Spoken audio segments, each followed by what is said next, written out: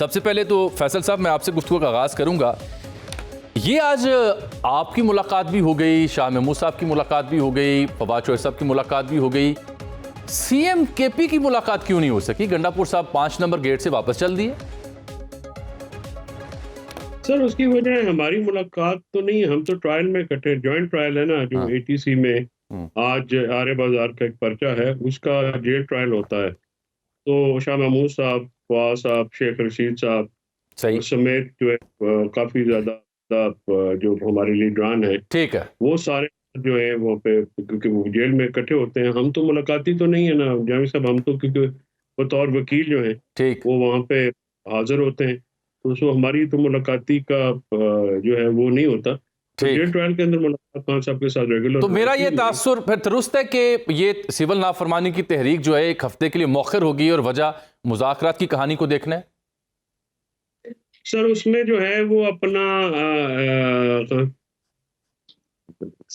जी sorry, तो जी जी। वो मेरा तो, सर मैं आज खान साहब से इस बारे में मेरी बात हुई है और उनको मैंने ब्रीफ किया है। जो महमूद खान चकजई साहब की तरफ से अपील आई है, जो दूसरों की तरफ से अपील आई है, हाँ, तो उन्होंने ये कहा कि अपना जो वो कल सुबह इसके ऊपर लाएमल देंगे और वो गौर करेंगे सारे मामलात के ऊपर। तो कल सुबह जिसका जो लाएमल है वो आ जाएगा। कौसर काजिम साहब, ये तो बड़ी खुशाइंद बात है कि अगर वो जो कॉल थी वो ताखीर का शिकार होगी, चाहे 1 दिन के लिए या मेरी खबर तो है हफ्ते के लिए, तो इसको तो गवर्नमेंट को वेलकम करना चाहिए। आप ताने दे रहे हैं उन्हें शकील अफरीदी के और रिचर्ड ग्रैनल के। बिस्मिल्लाहिर्रहमानिर्रहीम, रब्बि सल्लि अला मुहम्मद व आले वाले मोहम्मद। मोहम्मद। अजमल, फैसल ने बड़ा जबरदस्त तरीके से ये आपको बताया है, लेकिन वो खुल के शायद उन्होंने बताया नहीं है। के शायद ये भी उनमें से एक होंगे जिन्होंने मुखालफत की होगी इस सिविल तहरीक, जो सिविल नाफरमानी की तहरीक है। मुझे यकीन है कि फैसल एक इंतहाई समझदार और बड़े सुलझे हुए इंसान है। हाँ, इन्होंने भी खान साहब को समझाया होगा कि आप ये किस किस्म की बेवकूफाना कॉल दे रहे हैं, जिसका सरासर नुकसान जो है वो पाकिस्तान को होना है, रियासत हुकूमत को तो नहीं होना, पाकिस्तान को होना है। और ये हमारी इत्तलात है कि ये जो सिविल नाफरमानी की कॉल है, ये वापस लेने की जो मेन वजह है वो तहरीक इंसाफ के अंदर एक ऐसा तबका है जो खान साहब को मसलसल समझा रहा है। गो के जो लंदन में एहतजाज हुआ कल जो तहरीक इंसाफ का, उसमें अलीमा खान ने बड़ी हौसला अफजाई की है। यहाँ पे जो लोग थे, जो ओवरसीज थे, तो सिविल नाफरमानी के हवाले से उनको कहा गया कि जो आप पैसे भेजते हैं वो अपने घर वालों को नहीं भेजते, वो आप पाकिस्तान को पैसे भेजते हैं। किसी वीडियो कॉल पे वो मुखातिब थी, यहाँ मुजाहिरीन में से किसी एक ने कॉल मिलाई हुई थी और उसमें उन्होंने बड़ी तफसीली बात की। तो हमारे पास जो इतलात हैं वो खान साहब को अंदरून जो पीटीआई के अंदर कई ग्रुप बन चुके हैं, किसी को बुशरा बीबी जो है वो लीड कर रही हैं, किसी को कोई और कर रहे हैं और कोई चेयरमैन बनने के चक्कर में है। तो कौन चेयरमैन बनने के चक्कर में है? देखिए, कोई एक उम्मीदवार हो तो आपको बताऊं, कोई एक उम्मीदवार नहीं है। जो ये मीम में से शीन में से नून निकाल रहे थे और नून में से शीन निकाल रहे थे, इनको अपनी पार्टी के अंदर इस वक्त बड़ी ग्रुप बंदी की सूरत हाल का सामने है। जिस तरह मैंने कहा जी, सुलझे हुए लोग खान साहब को समझा रहे हैं कि वो जो इंतशारी सियासत आप एक अरसे से कर रहे थे, उसके फवायद और नुकसानात आपके सामने हैं। तो ऐसी चीजों से बाज आए जिससे मजीद तहरीक इंसाफ को बतौर पार्टी नुकसान पहुंचे। फैसल साहब, कौन चेयरमैन बनना चाहता है और किस गिरोहबंदी की बात कर रहे हैं? कौसर काजमी साहब वो बड़े बाखबर दिखाई दे रहे हैं आपकी पार्टी के उमूर के हवाले से। कौसर काजमी साहब जो है हमारी पार्टी पे ज्यादा तवज्जो दे रहे हैं। अगर अपने गवर्नेंस पे भी तवज्जो दे दें तो बेहतर होगा भाई हमारे। बात यह है कि शायद कौसर साहब को पता नहीं है, हर पार्टी का कॉन्स्टिट्यूशन होता है, हाँ, उस कॉन्स्टिट्यूशन के मुताबिक इलेक्शन होते हैं। तो इलेक्शन इंट्रा पार्टी इलेक्शन हो चुके हैं और वहाँ पे इलेक्टेड पोस्ट है। गौर साहब जो है वो प्रेसिडेंट हैं और जनरल सेक्रेटरी उमर अयूब साहब हैं, एक्टिंग जनरल सेक्रेटरी सलमान के मुराद जरूर है। तो वो रिप्लेस नहीं हो सकते। वो उसकी जो अगर रिप्लेसमेंट होगी तो उसका भी एक तरीक़ेकार है।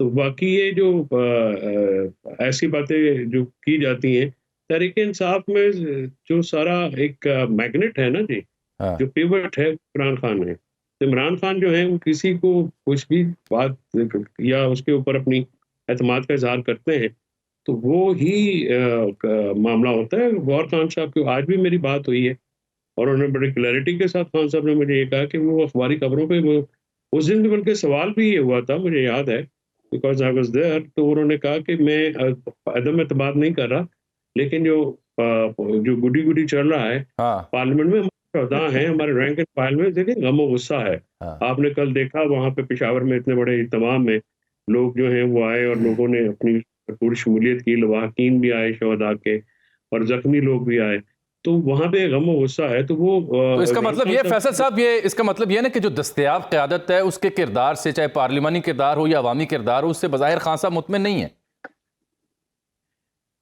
देखिए बहुत ही पेस वैसे ही नहीं, खान साहब क्योंकि काफ़ी अग्रेसिवली ये मामलात उठाते हैं। देखिए ना जामी साहब, जिनके कत्ल हो जाएँ, जो मकतूल पार्टी है वो तो इस तरह से नहीं चलते ना। हम नरम लहजे नहीं इस्तेमाल कर सकते। हमारे ऊपर बड़ा जुल्म हुआ है। हमारी पार्टी को क्रश करते-करते पाकिस्तान में मीडिया को, जमहूरियत को, अदलिया को क्रश कर दिया गया है। ये सारी चीज़ें जो हमारे वर्कर्स हैं, हमारे एमएनएस, एमपीएस हैं, उनको जो है बहुत मारा गया है, उनके अहले खाना को और उनके घरों की तौहीन की गई है।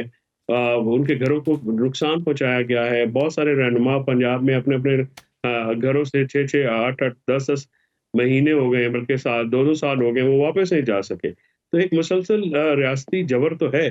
तो इस चीज़ को हम सामने रखते हैं। हमारे जो लोग हैं ज़ख्मी हैं।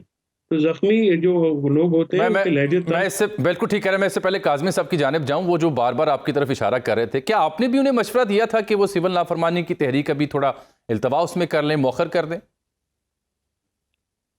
सर इमरान खान साहब हतमी फैसला करते हैं, वो मुझ नाचीज़ से भी मशवरा जिस चीज़ में मुनासिब समझते हैं वो ले लेते हैं।